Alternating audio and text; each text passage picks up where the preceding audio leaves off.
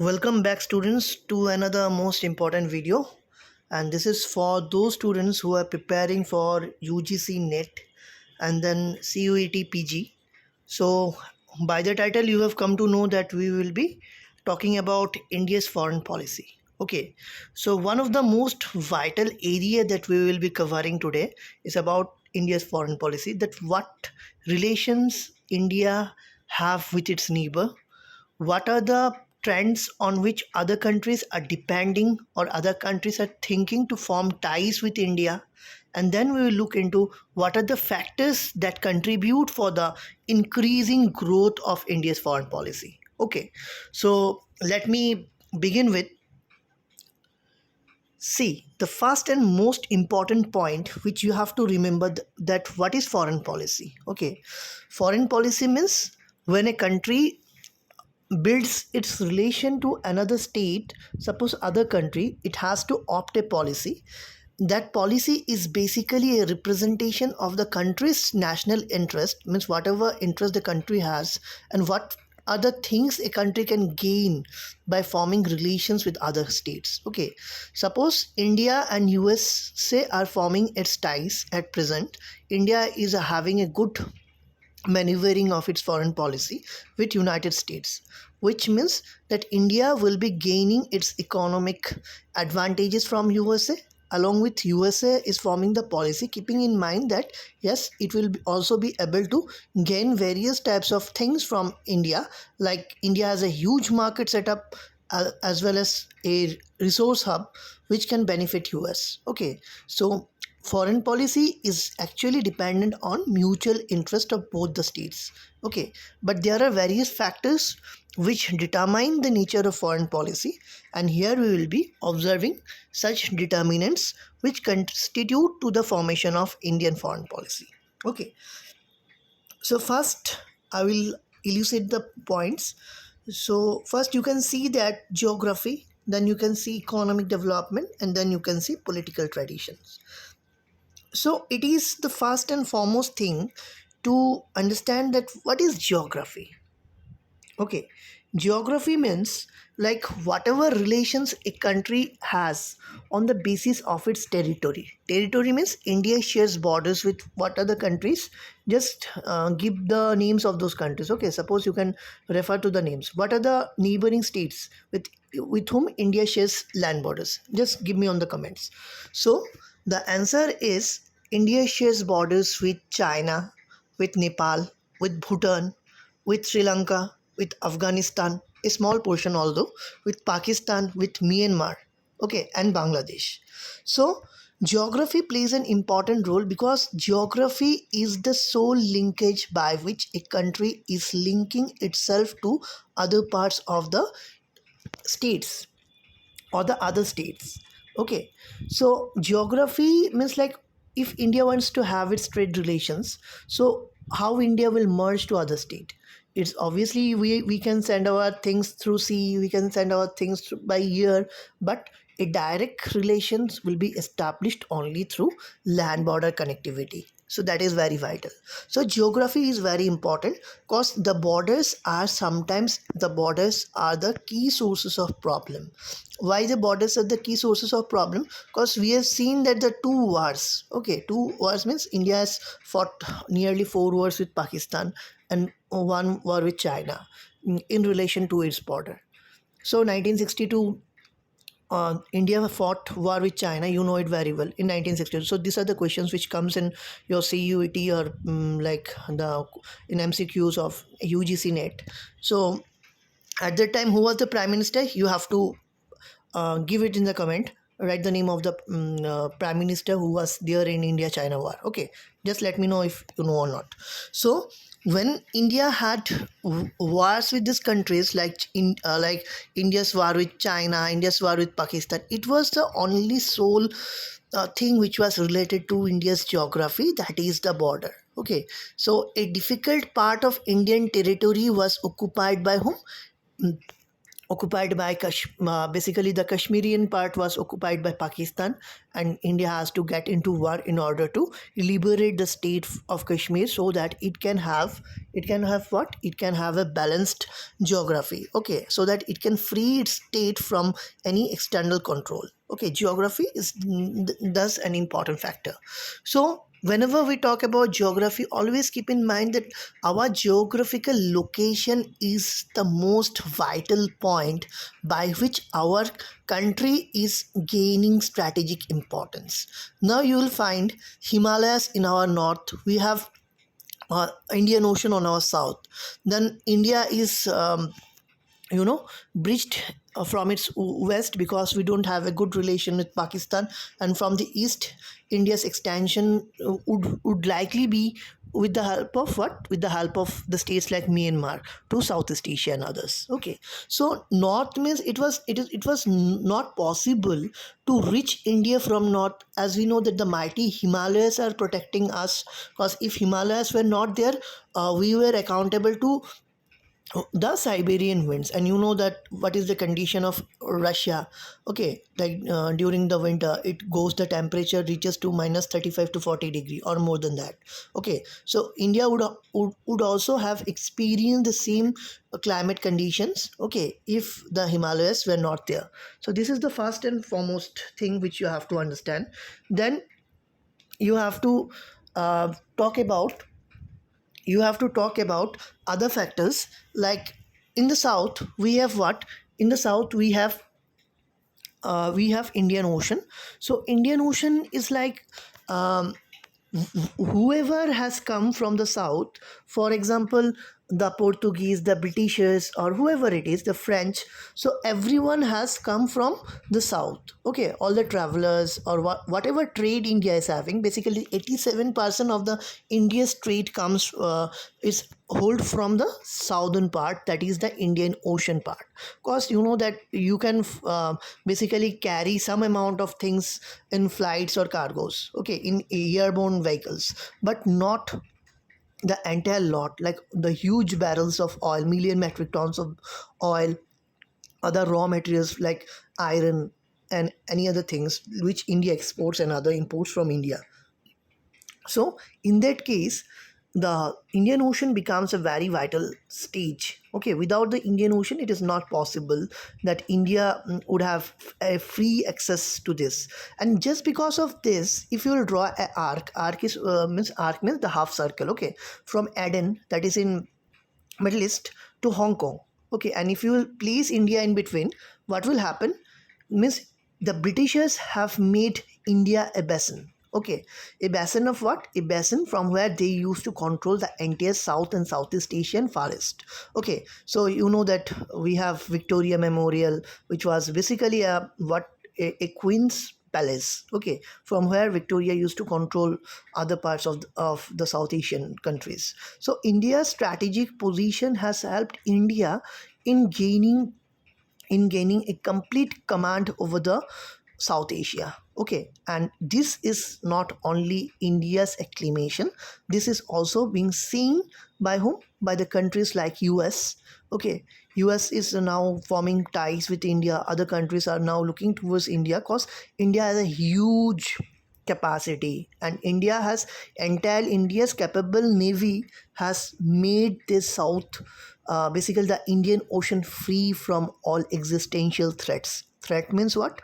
Threat means the pirates. Supposedly you have seen in the recent news that how pirates are taking control of the commercial ships, and how our Indian brave soldiers are those who are in charge of this navy. They goes and then they freeze the entire thing, then they take the pirates, they neutralizes them, and then they place the entire security system intact in favor of India. So this is the vital thing, that how geographical location plays a key role. Okay, because many countries of the world, like Fiji, Malta, they are represented just by a dot, And these lines which you see as a, what to say, as a map, okay, these are nothing but vertical lines. Okay, imagine these are imaginary lines. If you'll go to a border, you'll never find this line existing. Okay, because you do not know where you are standing and what and where you are basically located. So this, what is map? Map is just a location which has been marked on a satellite basis, so that we can have a graphical imagination. Yes, our country's geography looks like that. Okay, so it is very important. Like, many countries do not have that geographical positions, and if the geographical positions do not is if the geographical position is not that apt, so countries hinders from providing any kind of foreign policy. Bigger power are not interested to invest in such countries who are not geographically well positioned. Okay, so this is another example that I can cite. Okay, so geography is an important indices which claims all other indices of Indian foreign policy, because everything we do today is just because how our country is located. And geography means the entire mass of land.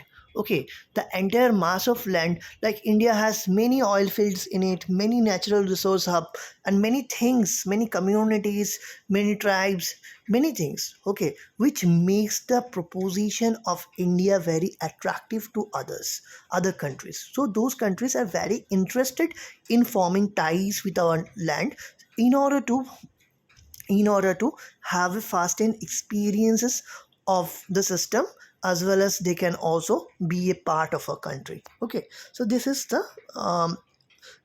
geography, and the role that geography plays as a determinant in Indian foreign policy. So let's look into the other slide, that is economic development. So obviously that, suppose you are not rich, you are poor. Okay, just I'm giving you an example. So if you are poor, do you think that you will have many friends? Then at the time you will find hardly you have some friends. Okay, those who will be interested in you, because you don't own a bike or a car, or you don't have sufficient money to hang out with them. Okay, but if you are rich, then what will happen? If you are rich, then you will have lots of friends, because they will know that you can throw a party, you can do whatever. Okay, so economic development is basically a process whereby a country's status economically is showcased. Okay, so the first and foremost thing which we have to address is the population. Population means, like, suppose you are doing a business, for example, suppose where will your business be best worked? Suppose you are having 1000 people, your business will flourish in 1000 people, or your business, you will gain profit where the business is launched in 100 crores of people.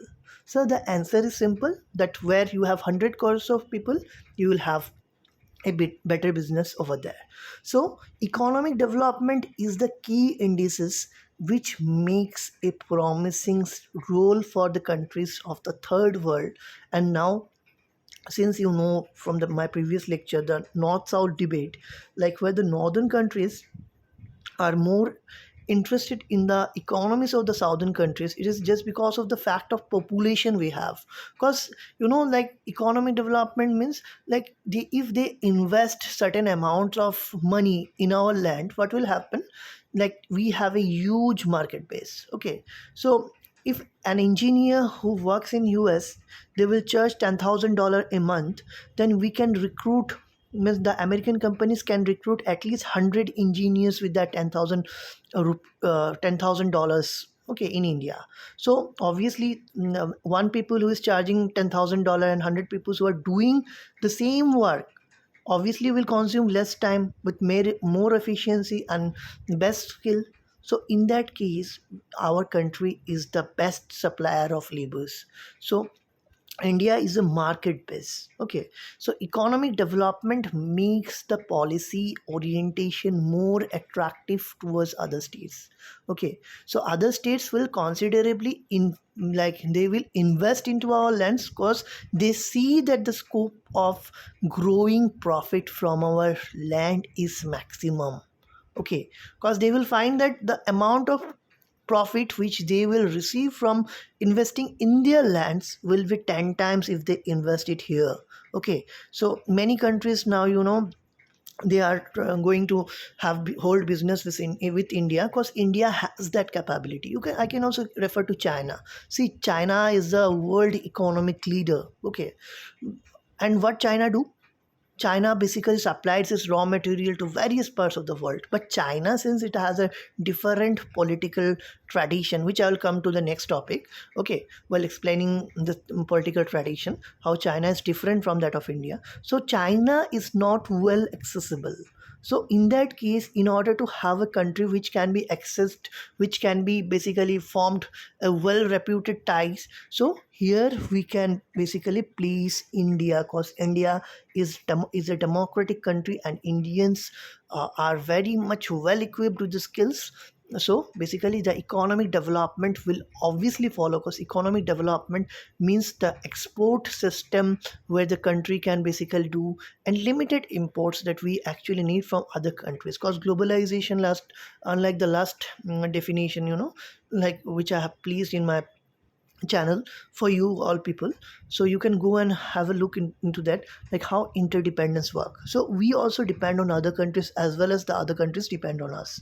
So economic development is a key factor which attracts other countries. Now, earlier India, during the previous government, like many countries were not interested to form policies with India, but now recently you can see that many countries are itself, they are asking and seeking India's assistance and Indian aid, so that the economic development can be assured, the economic development can also benefit those countries. Okay, so that is a vital reason that how economic development has calibrated the process of foreign policy, and it has also contributed immensely for the growth of countries' relations in terms of the foreign policy or diplomacy. Okay, so next move on to the final topic. This is the political tradition. Okay, so the third topic which makes sense of any other thing, because without a political stability, there is no economics, there is nothing. Okay, so if you have a state, is just a state is not sufficient. You need to have a well balanced, stable state. Okay, and India is a democratic state, and we know that what is the feature of democracy?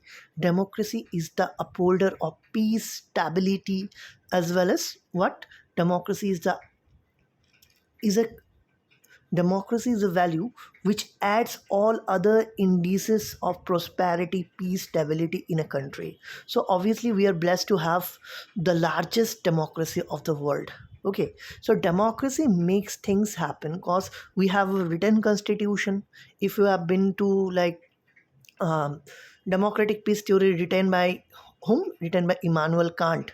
Okay, so just save the name like Immanuel Kant associated with democratic peace theory. This is the question you will receive in your CUET PG or like an UGC NET. So in democratic peace theory, it is stated that if a country is democracy, okay, if a country is democratic, what will happen? You will have a written constitution, and if you have a written constitution, means you have to abide by the laws and regulations which induces peace and prosperity.